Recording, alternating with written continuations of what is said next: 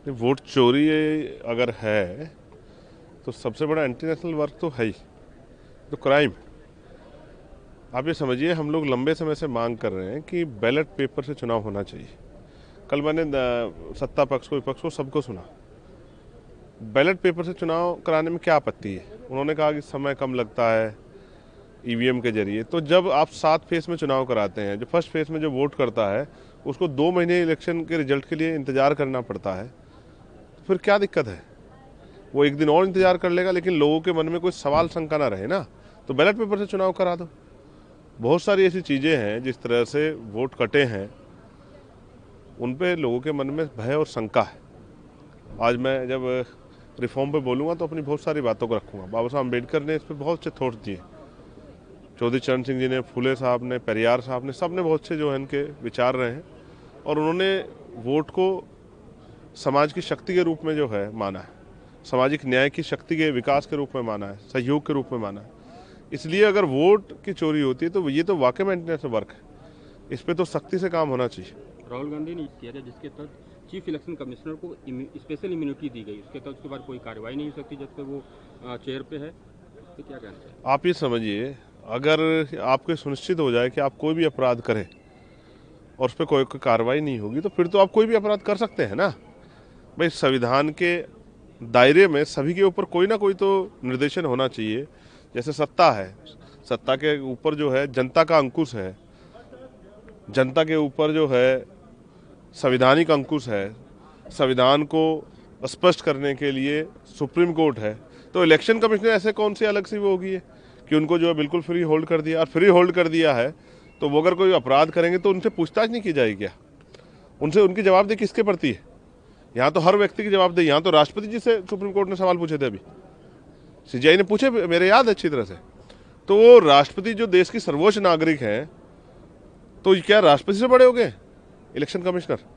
तो मैं इस बात पर सहमत हूँ कि उनपे अगर उन्होंने के द्वारा कुछ गलत हुआ है तो उनके ऊपर जवाबदेही सुनिश्चित होनी चाहिए। तो उनको फ्री होल्ड अगर देंगे, इतनी इम्यूनिटी देंगे, तो फिर वो कुछ भी करेंगे तो कुछ भी कर दें। आफ्टर इलेक्शन वो चले जाएंगे छोड़ के। पहले भी कई इलेक्शन कमिश्नर चले गए, वो जाके विदेश में बैठ जाएंगे, कहाँ नहीं ढूंढेंगे उनको?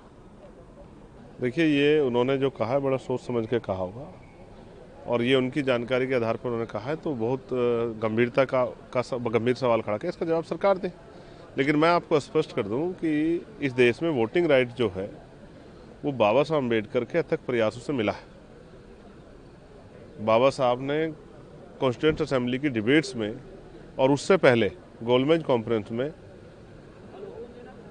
चेम्सफोर्ड सुधार समिति में ये सुनिश्चित कराया कि देश के हर बालिग व्यक्ति को वोट का अधिकार मिलना चाहिए।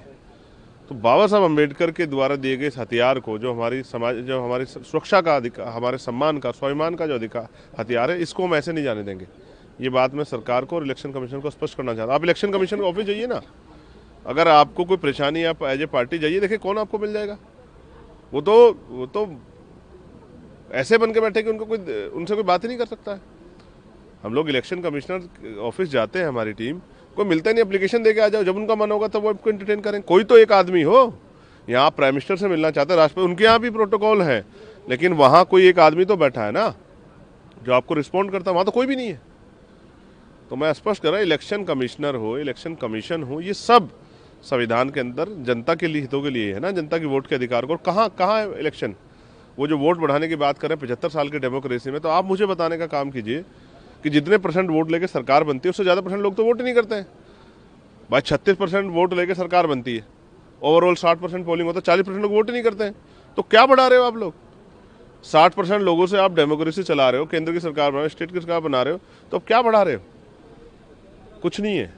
अभी बहुत काम बाकी है, और उसके लिए जवाबदेही इलेक्शन कमिश्नर और इलेक्शन कमीशन की, वो उनको सुनिश्चित होनी चाहिए। हाँ, तो मैं फिर आपसे कह रहा हूँ ना, जितना आप निजीकरण करेंगे उतना ही सरकारी जो है, जो अंडरटेकिंग है, वो कम होती जाएगी। सरकार का जो हस्तक्षेप वो कम होता जाएगा। और बेचिए, प्राइवेट सेक्टर को और बढ़ावा दीजिए, जिम्मेदारियां खत्म कीजिए, अपनी जिम्मेदारियों से भागिए और इसका परिणाम भुगतिए। कौन सी एयरलाइन है अभी गवर्नमेंट के पास जो ऐसी मुसीबत के समय में जिसको आगे करके जो है लोगों के हितों की रक्षा कर सके? कौन सी एयरलाइंस है कहीं? सब तो बेच दिया आपने सारे पोर्ट्स बेच दिए। आपने कौन सी एयरलाइंस अपने पास रखी कि ऐसे समय में जब आपकी प्राइवेट कंपनियां छोड़ के भाग लग जाए, तो जो इस समय के परिस्थिति को संभाल सके? कौन सी एयरलाइन सरकार के पास? तो जितना निजीकरण करके जो है, जितने वादे किए गए थे कि प्राइवेट सेक्टर आएगा तो ये मिलेगा, ये मिलेगा, ये मिलेगा, क्या मिला? सारे सरकारी सिस्टम को कोलैप्स कर दिया आपने सिर्फ इस वजह से कि दलित पिछड़ों को आरक्षण की व्यवस्था थी। तो भुगतिए अब। क्या दबाव है प्राइवेट सेक्टर में किसी का? आज छोड़ के भाग जाए।